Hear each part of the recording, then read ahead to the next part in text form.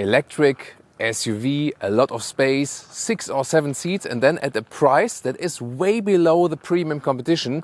This is the Kia EV9. And can this be just the right spot if you want something large and electric? We're going to find out here with Thomas and Autogefühl in 4K, full screen, full length. Let's go. With the front, a very angular look at the cost of a not so good CD value, I have to say, 0.28. But I mean, look at that.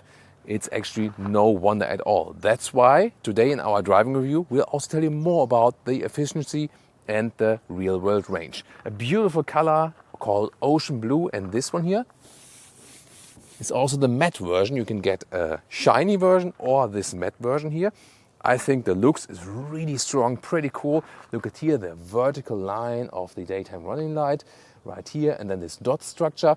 There are also versions where the illumination continues inside the front here in the grille basically. This grille, which is not a front grille, and it really depends on the country, and also the European market is supposed to get a version of that one later, for example. In the US you can already get that. Lower part black contrast, and the sensor is hidden right here. The length just a little over 5 meters or almost 198 inches right here. Wheels from 19 to 21 inch. These ones are the biggest one, also with some aerodynamic optimization. Contrasting wheel arches, really massive once again. And look at that.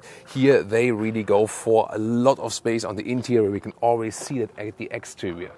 There's either a rear-wheel drive version or an all-wheel drive version we have here today in the GT line, which is also that one here, the sportiest line. 5.3 seconds in the acceleration figure. The rear-wheel drive only version, 9.4 seconds in the acceleration figure. And the top speed is also a little bit varying. In the all-wheel drive model, 200 kilometers an hour or 125 miles an hour. In the rear-wheel drive only version is more like 185 kilometers an hour or 112 miles per hour. Here, the rear design, these tail lamps here symbolize a star map, like the star here, and then there's this, connection between the stars. Do you see it? Anyways, I think it's a very unique way to design it. Overall, this very bold design is also continuing here, also with the silver contrast. There is one more acceleration figure that is 8.2 seconds for the rear-wheel drive only version when you have the smaller battery. Not for all markets. Most will go and most will pick the bigger battery, 100 kilowatt hours approximately.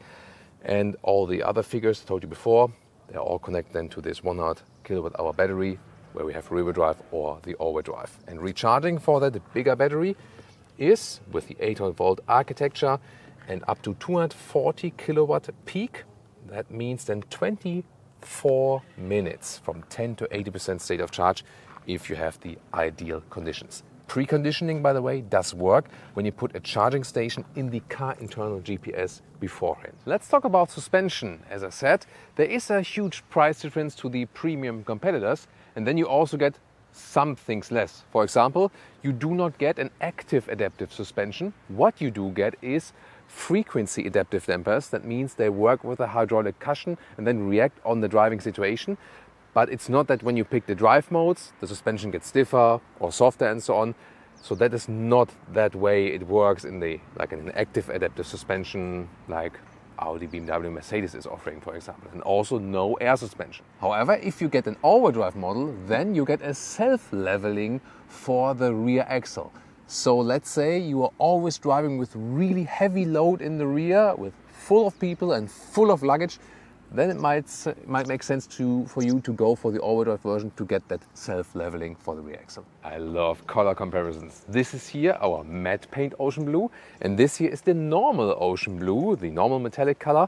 And you can see directly the difference that it is the same color, but it just has this different effect. What would you go for? The matte version or the normal metallic version? What a lovely key fob. It has this matte structure and is bright. Nice idea. And then when I open the vehicle, you can see here the door handles come out. So a flush door handle then when it's closed, like this, door closing sound. Really solid, I like that. Everything feels and looks really nicely. Also soft touch here, completely around. Just the lower part that is hard pack as usual. Fabric inserts right here. Then you also have real buttons for controlling the seat cooling or seat heating, by the way.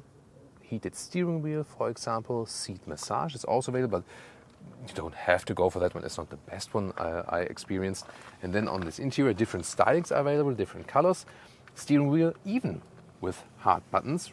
So no hashtag capacitive BS. I love that. Here you pick the driving modes, for example, sport mode, normal, terrain mode, also special off-road modes, for example, available. Right side also for the volume control. And the seats, the whole interior, so steering wheel and seats, is animal-free. And they use the most sustainable materials that are available at this moment. That means they also reduce, for example, the overall impact by using recycled materials or even a bio-based share for the different materials. Overall, 34 kilograms of these materials, recycled or bio-based, are in this vehicle. And the seats themselves, great quality, perforation, seat cooling. They offer great comfort. A best example for that, you don't have to miss anything when you go more sustainable or when you go animal-free. You even gain from that because the quality here is better than we've seen, for example, with animal skin options before. So kudos to Kia here. This is how it's done. And as I said, you can also pick different colors for that. Interesting function when being at a charging station, for example. You also have this relaxation function. So when you push this button here, then the seat, first of all, going a little bit forward, and then it's going up like this. This lower part here goes up. A similar function would also be available for the second seating row if you don't go for the swivel seats. Soon I'm going to show you the swivel seats, and then you can put that one even more down if you like, and say like going for some sleeping set when, oh wow, the head restraint. That is amazing. That's here from fabric, and it's really soft in the cushion. So that is nice for a small nap. Yeah, it's one of the best comfortable head restraints I've experienced so far. Interior cockpit overview, so many things to talk about. It's really interesting. First of all, steering wheel, electric, up and down, in and out. I would just wish that it comes a little bit more down. So even I lift my whole seat a little bit up, that the steering wheel is actually not too high for me, but then it actually works and good with all the controls. Here the regenerative braking controls, I talked about that while driving. The gear selectors here, forward for drive, reverse for that, and you start up the vehicle with this button then that is very close to the stalk column. And I love that we here still have manual climate controls, such a good thing, and also the manual vent strength. So there I don't miss anything, you know, that's actually cool. And then this middle screen here, there you always have the climate controls in your, in your side. However, the steering wheel is partly blocking it, so when you're tall enough and the steering wheel is all the way down, then you can see the top part, but maybe not the lowest part here, but I think that's fine. And then two 12.3-inch screens, left and right for the instruments and for the main infotainment. And then this integration here of these hotkeys, so like this, they do nothing. Then you press them in a little bit. Maybe not the best feedback, honestly. But then, for example, you can also select a hotkey here, what you want to have as a special hotkey right there. And there's another hotkey on the steering wheel directly. For example, I press this one, and at the moment is talking to rear passengers. I'm not sure if you hear this sound difference here, but now I hear myself, my voice, also in the rear. Michelle can hear me now a little bit better when he's sitting in the rear. So that's a thing, maybe, the parents will know the situation. The kids are fighting in the rear, and then you can have this, "Luke, I am your father." And the children, okay, we're silent. Digital instruments, good overview with the range in the middle part. Also, when you have the car internal GPS, you have something of a GPS view. And you can also get a head-up display. Infotainment system is actually pretty simple with these different tiles and so on, so you can get along with that one very well. Most of the time probably you will use Apple CarPlay, Android Auto. Here seat controls, for example. You see, it could be a little bit quicker. You can do everything in the screen, but it's easier to use the real buttons for that, and they are present. That's the cool thing. CarPlay integration looks like this, and with Auto integration will also use the full screen, of course. Overall, I'm actually happy with that. It's all you need. Oh, and the manual volume jog, that's also cool to have. Storage, here for example the glove box, interesting, it not only comes down, but also a little bit forward. Have you seen that? Very interesting mechanism. And then here, a lot of space in the lower middle console like this. And also the upper one, you can slide this one open, then have 2 cup holders. The only thing that does not work that well is when you have very tall, high bottles like this, then they are not kept that tight. It's more thought for really large bottles and so on, or maybe like coffee cups. And you can also push them here and fold them in again, so that's also possible. And then you have here a more open area like this. Then here is an inductive charging pad for your phone. When I was driving earlier, by the way, sometimes it did lose contact, but maybe also depends on the case, I don't know, but wasn't ideal, at least the first experience, and some more space than here. But overall then here, for example, also when you close things, and here again, everything resonates very well with the build quality of the vehicle. Here in the lower part, interesting, 12-volt push. It's an interesting mechanism here as well for the 12-volt power supply. This one is USB-C charger, and here you can actually choose between charging only and charging and connecting. Not sure why this is really necessary. Do you know why? And this is then where you put the Apple CarPlay or Android Auto connection when you want to connect it with the cable. So if you connect it via the cable, then it would look like this. I'm not sure if I would put it then here or maybe just put it down there or something. So the cable position is of course not the most ideal. And the solution for that is, of course, wireless Apple CarPlay and wireless Android Auto.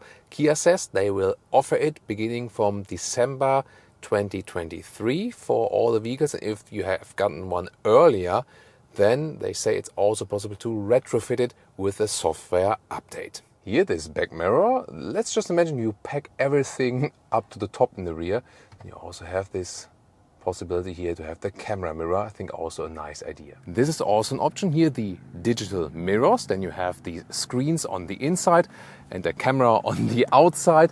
I think it's always a spectacular option. I mean, you don't have to go for that one. You can see here how it looks like on the exterior like this. It is a little bit better in aerodynamics, but it doesn't make a major difference.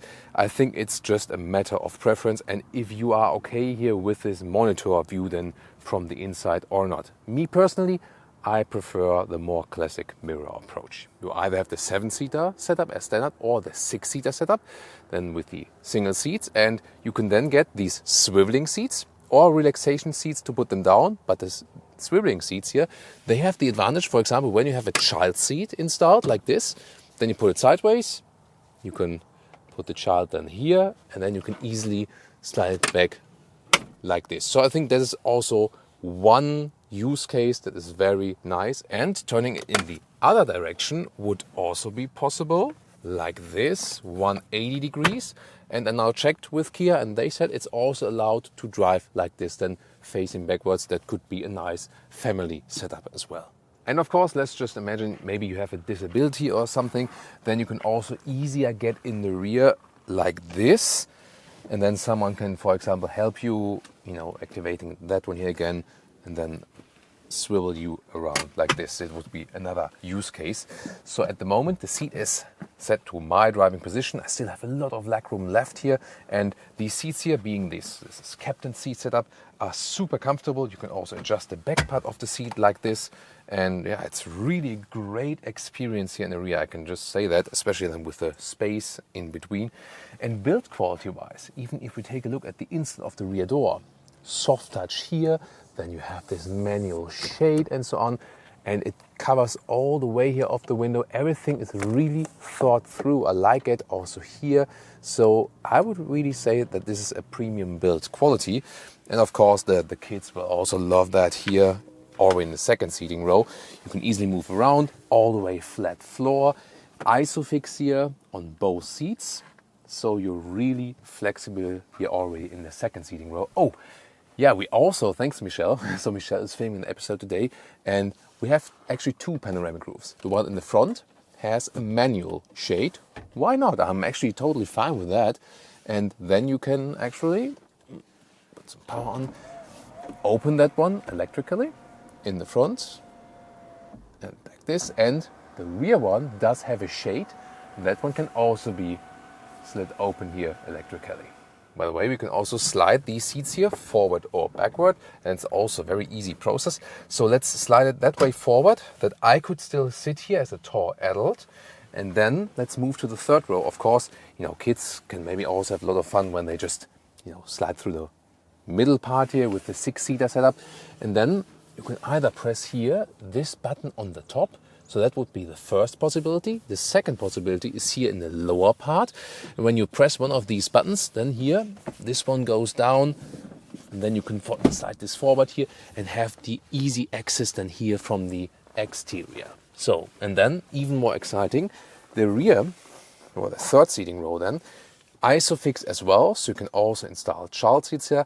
There's always this discussion about safety, of course, when someone runs on the back of the vehicle. So yes, of course, the second row is in that case even safer. And let's see, when I put the seat forward then here, it is directly possible, especially here, for example, when I put my left knee here, then a little bit in this gap, then actually we can say this vehicle does house, in this case then, 6 tall adults. Even better than here in the 6-seater, I feel, because when you have the through bench, then my knee would hit it here somewhere. And also in the back part here, it's really interesting here. We have electric control of the backrest, for example, left and right. There are USB-C chargers as well at the inside. You have separate cup holders. It is a quite luxurious experience. You also have separate vents here. You can turn and other open, and this is also good as for the build quality. I'm really impressed with the setup here, and the seats, everything the same perforation, great leatherette material, all animal-free. It is a great premium impression, and they really thought about the details like ISOFIX on all of the seats here, that especially a family can use this one here very, very well. What's also cool here for the rear, you have this tablet, and you can even fold that whole thing out like this, and then make it a little bit longer like this, so you can have, I don't know, maybe for picnic or for storage or whatever. I wouldn't eat in my car though. And then here, you can also slide this one open. There's a lot of space on the inside. Let's just imagine this is my second home here in the south of France. Okay, dream is over, I don't have one, but it looks definitely cool here. And then I approach the vehicle just with the key in my pocket, and I just have to wait for the chime, and then the trunk here opens itself when I, for example, have heavy things in my hand and I can't, you get the idea. Even the Hyundai Tucson, that one, I think it introduced that feature here. Pretty cool. Here over 300 liters in both versions for the last part of the trunk. So even then you can put at least some things. And then you have this nice functionality that you can fold the seats, third row and the second row. So we begin with the third row here. Look at that. Electric function. Then you have in both versions, 6 and 7-seater, over 800 liters. Head restraints just folded. Underneath, some more space, for example, to store the cover here for the last seating row. That is also interesting. And then the length here of the trunk is either 52 centimeters, 20 inches. Then to the second seating row, it's about 125 in meters or 49 inches. And then we can also fold these ones. And this is then the mechanical folding. But how clever is that overall? And the overall length then, I mean, look at that, to the front driving seats. That's like, hardly ever measured that before. That is like almost 220 in meters. Like then here to the end, like almost 85 inches. So that's overall very impressive. And how easy you can actually fold that down. The only thing is the second row, because it's mechanical, you have to fold it up yourself. The third row can be folded up electronically once again like this. Now as a comparison, the 7-seater version with the through bench. This would be the base, so to speak, and just depends on how much spaces you want in the rear. And then here you can slide this forward in a 2/3 1/3 split. The slides is really easy to do. There we can see here, this is then the 1/3. There we go, you can see the whole difference. You can of course just make the trunk larger by that, also when you fold the third seating row. And is there any difference as for the access to the third row? You can press again this button here, or the lower one. There we go. And you can see you have basically the same entry here to the side. So why not? Shall I try it? Let's see this one. So do it like this. It's easy to do. So here it's actually fairly good. So no problem at all. And then of course it depends how much space you have again, just how much forward you slide these forward parts. Very interesting, the seating concept here. On the passenger side, you can even better access the third seating row, because when I fold this side, then, see here, it goes more forward and more up than the other side like this. And by that, it's even easier to crouch than in the third seating row. Pretty cool, by the way, that we can electronically control here the back part of the third seating row, giving me more space. And here now, remember the captain seat setup. There I could put my knee then in the gap between the two captain seats. Here with the through bench, it's a little bit tighter than as for the knee room. So indeed the third seating row is a little bit more comfortable with more space if you do not have the through bench, if you have the captain seat setup. But overall then, yeah, you have to decide what makes more sense to you. And indeed, you can let yourself out even if you are in a third seating row like this, and then you can actually also open the door from here. So that is possible, so you can escape yourself. Well, alternatively, you can also fold this one down here yourself and then just crouch out like this. Why not? By the way, also 250 volt supply here in the rear, and folding the 7-seater works the same way. We have the same buttons, and let's see how different it is. There we go, electric this row, and then manual the other row. And you can see it's of course even flatter because you don't have this gap in between, but works the same way. I have another surprise for you here in this trunk. So there we have this outdoor surfing setup, and also you can get these rubber mats here that are fitting. So if you want a more, like leisure purpose and so on, you can see here also these covers there for the rear seats that you don't damage them, or when it gets wet and so on. And talking about leisure use, or for example also as for towing, maximum towing capacity is 2.5 tons or 5,000 pounds for the all-wheel drive model. Rear-wheel drive only model would be only at 900 kilograms. And you can see a base model is also available that you fold the third seating row just manually. Then you have the strap here, and then you can fold it up like this, or then release it again and just push it down. Will it frunk or not? Yes, it does. So here, for example, for a charging cable, or here for the vehicle to load adapter, because you can also use that, for example, then for accessories when going camping and so on, and put that one then where you usually charge the vehicle. So it's also a nice function Kia, Hyundai and Genesis EVs have. Welcome to Thomas's Driving Lounge with the Kia EV9. We put here to the sport mode. Oh, I immediately feel that the throttle input is being increased, and we can do a first acceleration here in the all-wheel drive model from 40 kilometers an hour to 90. Let's go. Plop, that's it. And that one went quite well. Wow, I mean the official acceleration figure here for this all-wheel drive model in the GT line, it has this electric boost, 5.3 seconds. In the EU figure at least, this is really impressive indeed. The US figures are usually always a little bit lower because there's this to 60 miles an hour, but 100 kilometers an hour would be 62 miles an hour. That's why the US figures are usually a little bit lower than. And then also the measuring technique is sometimes different and so on.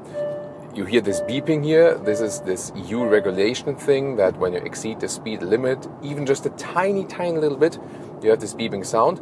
More and more manufacturers are implementing some kind of shortcuts that you can deactivate it very quickly. For example, at Mercedes, you hold the mute button a little bit longer. At BMW, you hold the set button for the cruise control a little bit longer. Here for Kia, I did not find any, or I did not hear of any shortcut yet. It's a little bit complicated to do that and deactivate in the system, because you have to do it over and over each time again. And I think it's of course a good thing to warn against speed limit violation, but then again, for example, when there's like 70 kilometers an hour, and then for example I go between 69 and 71, why would there need to be a warning chime for that? Then it basically also teaches you always to to use the cruise control. But that's not a Kia thing here, by the way, just that they don't have the practical hotkey yet. It is something for all new cars and new homologated for the EU versions at least. Then here, let's go back to the normal mode. First Autobahn experience here at 70 kilometers an hour in this construction site. We have 21-inch wheels mounted here, and of course you feel that somehow. Looking forward to even more destroyed roads later on. you have a pretty direct contact to the road. If you want more comfort and a softer ride, you would need to go for smaller wheels. Let's test the assistance systems here. So I have all of them activated at the moment. So the active lane keeping assist as well. Also cruise control, distance is being kept, adaptive cruise control, and see here, so far you see some small corrections there in the steering, but actually quite smooth so far. See here, see I guess this slight bend, so I'm not steering at the moment. You're still supposed to keep your hands on the steering wheel. Let's also see when it does give a warning, and then if it is enough that I actually touch the steering wheel, or if I have to move it. So far that goes pretty long without doing anything. That's astonishing. So here still not. There we go. Keeps hand on steering wheel. Now, there we go. So capacitive reaction. That's actually quite good. Yeah, I think so far good job here as for the cruise control. However, when you drive a little bit quicker than here and have the active lane keeping assist, I feel it has too many little bit nervous counter reactions. So you see, for example, in the corner, some of the most elaborated systems on the market nowadays, they kind of keep it a little bit more consistent and steady. And here you always feel some back and forth movement. So it's not a bad system, not at all, but I feel there are better systems on the market that react a little bit calmer. And one more acceleration, 70 to 110, let's go. But that's it already. Really quick, nice. So you get a very sporty feeling. It is a large and bulky SUV on the exterior, but due to the low center of gravity, battery pack is, of course, as always from these EV platforms, in a very low bottom of the vehicle. Therefore, it doesn't feel as heavy as it actually is. So very quick acceleration, and especially in that sport mode where everything is also enhanced, but even in the normal mode it's actually totally fine. And let's do some lane change right here. No leaning at all. It's really nice. So steering input, no dead zone area, pretty crisp and direct. Let's change back again. That feels amazing, really great. I mean, we have seen in the interior part already that has a premium build quality. And this is also a premium ride. Wind noise or noise insulation in general, I feel is really silent in here. It is a very windy day outside here in southern France area and the Nice area and surrounding, where we are at this moment here on the motorway. So we do hear some wind noise, yes, but it's not that it would, you hear that's also coming from that weather condition outside. So overall, I'm quite happy with that. You know that the CD value is not the best overall, and that's why I'm really interested at the end of the day we're waiting our final consumption. But so far, here now at 110 kilometers an hour, so like 70 miles an hour approximately, it's reacting very, very well and also super comfortable. So I can very well imagine also a longer journey in that one here.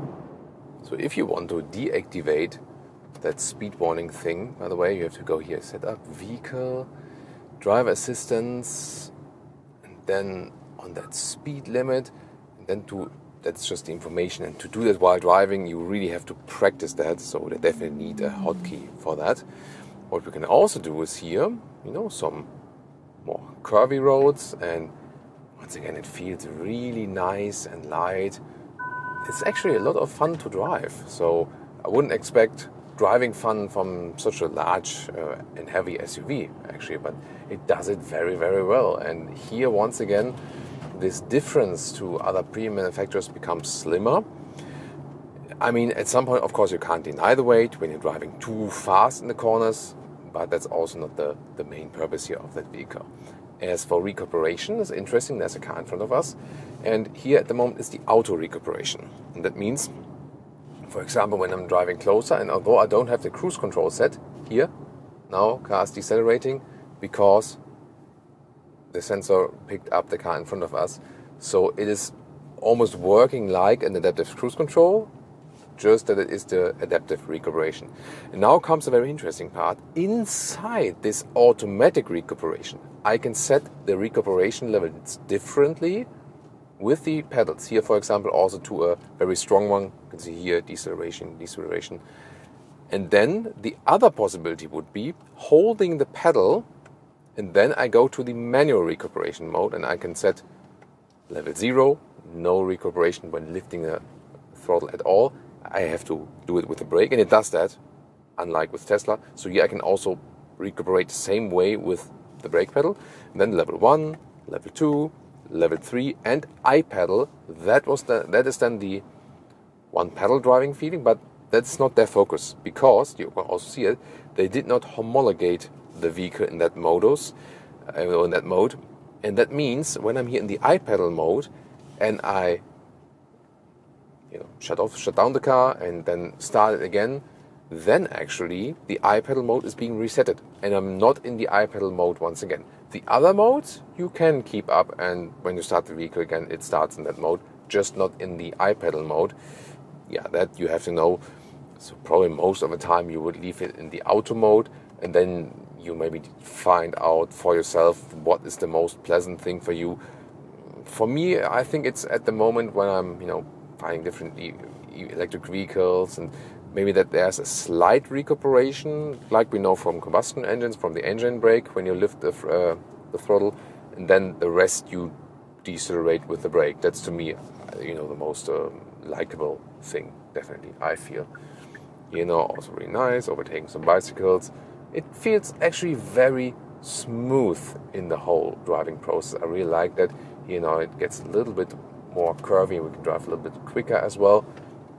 I mean, there are some dedicated, let's say, sports EVs, or even among the large SUVs. For example, like a BMW iX, to me, gives you a little bit more driving agility, suspension-wise and so on. They're also a little bit more flexible, that their suspension can do both sportiness and comfort, but then again, the difference is not that large anymore. And even considering that here, with that driving feeling here, you get this one, what we experience at this moment, for a price that is at least 15, 20, 25k euros, dollars and so on, under the competition, and that is very impressive. And if you then spec the vehicles, that difference is even larger. It can be like 30, 40, 50k. So once again, also from the driving, what we experience here is very impressive, especially considering the price. Really nice, the area here around Saint-Tropez, by the way, in southern France. Here, the Kia EV9, we did a consumption test for you here today. First of all, city consumption, or let's say lower speeds, maybe 60, 70 kilometers an hour, 30, 40 miles an hour.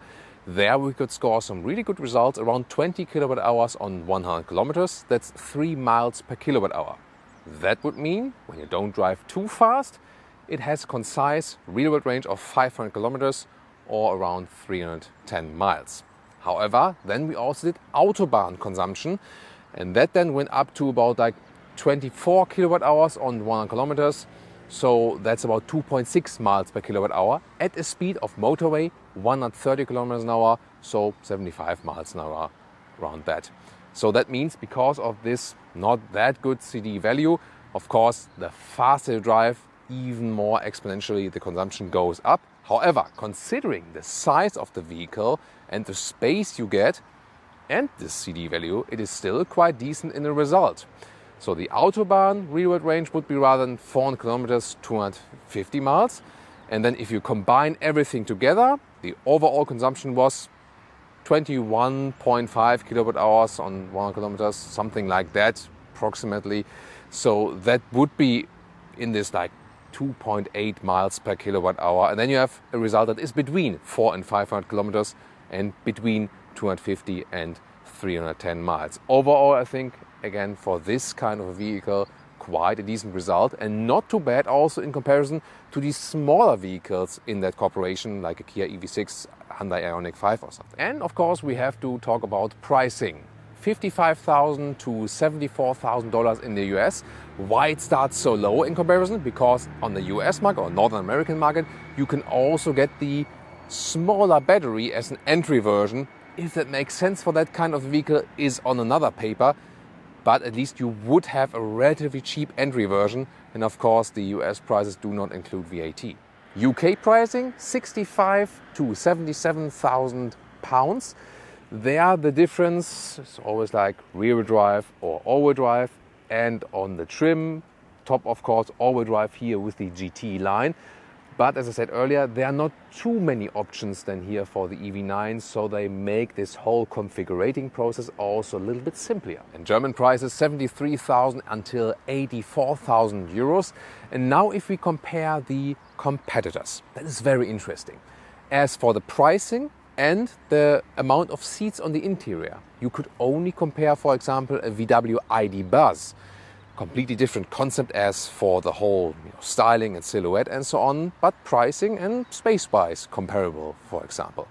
But then if you think about SUV, large, all-electric, there's the premium competition. There would be the Volvo EX90 that also offers this 7-seater concept, or the Polestar 3, the brother that doesn't have the 7 seats, and that one already starts above 100,000 euros or dollars. And if you think about the Tesla Model X, the same, so at least 15, 20, 25k higher in the price. And then if you think Audi, BMW, Mercedes, Audi Q8 e-tron, Mercedes EQE and EQS SUV, or the BMW iX, yeah, the entry prices for their all-wheel drive models with the big battery already 20, 30,000 euros more. But then if you add extra equipment, you can maybe have a price difference to this one here of around like 50,000 euros or something. So you have two thoughts there. On the one hand, people could say, a Kia for 80,000 euros, are you crazy? Who would do that? But then again, people get more open as for switching the brands. Kia is getting, already with the EV6 for example, customers from the German premium manufacturers. And then you can say, hey, okay, I get this one for maybe like 50,000 euros less than the BMW iX and have more space on the inside. That could be a very strong argument. And now the question is, for that price difference, is there anything you get more or what you get less? More in the sense of consistent animal-free approach. Only Tesla is offering that so far in this very segment. The BMW iX offers the animal-free seats, will follow with the steering wheel with the next facelift, for example. Audi, Mercedes, not so much. And then also the build quality on the interior is premium alike. So there's nothing you lose there, for example, when going here for the Kia EV9. What is actually worse, or let's say like not as good as with the premium manufacturers, the lane keeping assist, for example, is a little bit more nervous. So overall the assistance systems are good, but not that elaborated. Also the beeping sounds on the interior is always a little bit more than we get with the Germans, for example. And the deactivation of this speed limiter is more complex. They do not have a hotkey like Mercedes or BMW is offering to deactivate it quite quickly. That's an EU market thing, but it is a very relevant thing for sure. Suspension-wise also, it's a good suspension, but when you get an adaptive suspension or an air suspension with Audi, BMW, Mercedes, that one does ride a little bit better. But it's actually fine here. Also in the driving dynamics, yes, a BMW iX or an Audi Q8 e-tron drives more sporty. It is more agile in the corners.